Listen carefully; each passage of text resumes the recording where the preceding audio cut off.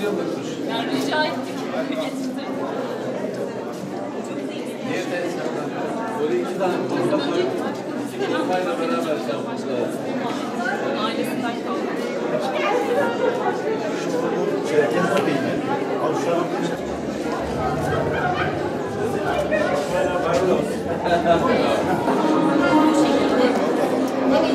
Dişiler dediğimiz çok kıymetli. Bu şekilde işleniyor. Problem yapmaya başladı.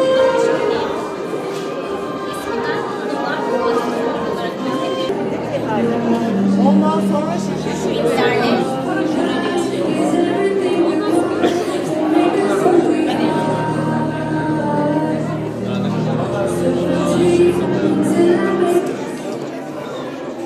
Ellerinize sağlık. Abi cevap ver bilmem. Demedin mi burada diye?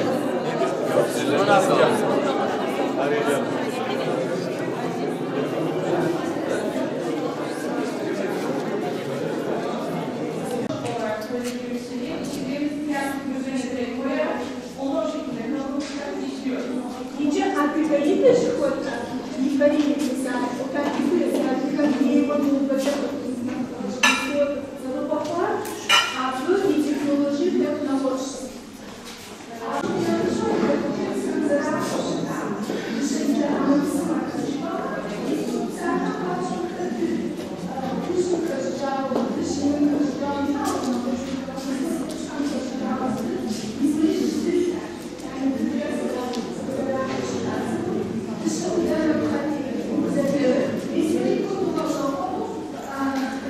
Kasım ayından itibaren biz bu ürünleri hazırlamaya başladık. Kayseri Kafkas Derneği Kadınlar Komisyonu olarak kadim kültürümüzün nesillerden nesillere aktarılması adına her sene yaptığımız gibi bu sene yine kursumuzu açtık.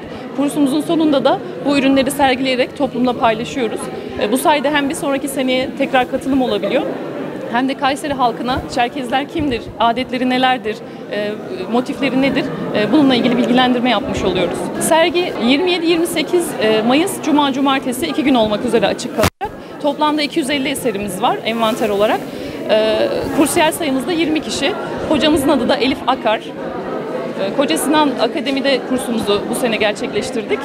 Kendilerine de katkılarından dolayı çok teşekkür ediyoruz. Aynı zamanda İl Kültür Müdürümüz Şükrü Bey'e de çok teşekkür ediyoruz.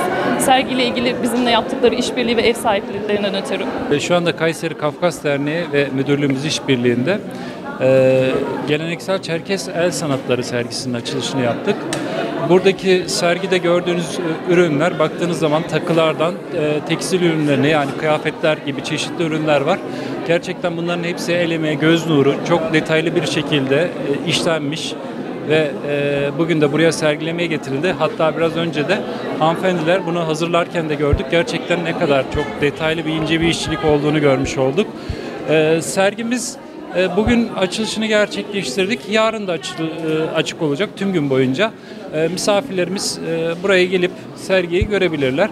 Burada Çerkez kültürüne ait, gerçekten sanatına ait motiflerden tutun, işte bu dediğim gibi kıyafetlere kadar görmeleri mümkün.